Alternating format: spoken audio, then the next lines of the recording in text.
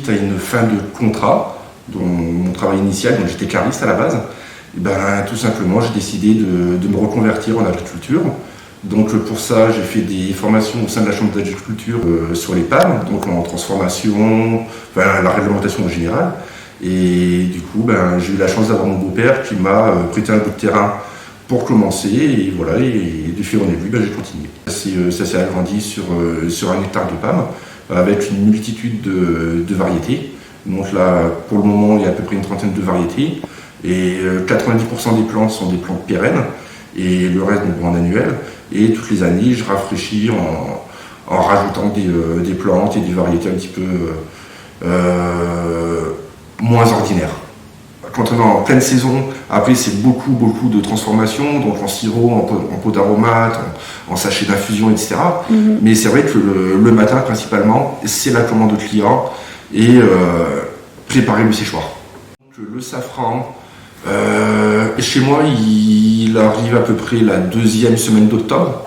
Donc, au moins, ça me permet de faire une rotation de culture, c'est-à-dire que les plantes aromatiques se terminent et il y a le safran qui apparaît, donc c'est assez sympa. Et donc, après, le safran, ça se passe en 3 étapes. Donc, les 3 étapes, tout simplement, c'est la ramasse, l'émondage et le séchage. Donc, à savoir qu'à peu près 1 heure de ramasse équivaut à 3 heures d'émondage. Donc c'est pour ça que le safran, on dit de sécher, mais en fait c'est beaucoup de boulot.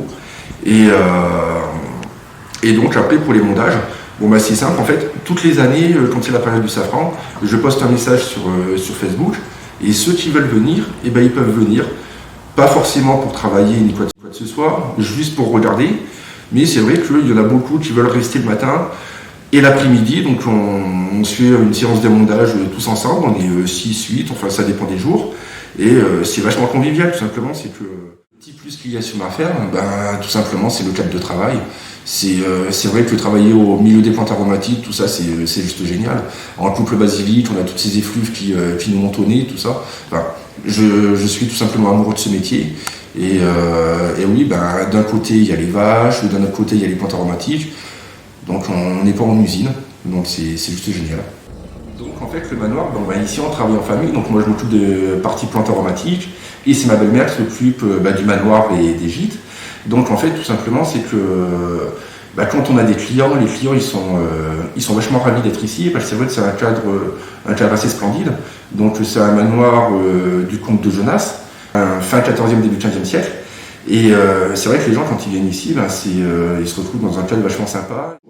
Et on leur fait des visites de la tour, de la parcelle de plantes aromatiques, tout en expliquant plus en détail le comte de Jonas et l'histoire de la tour en général.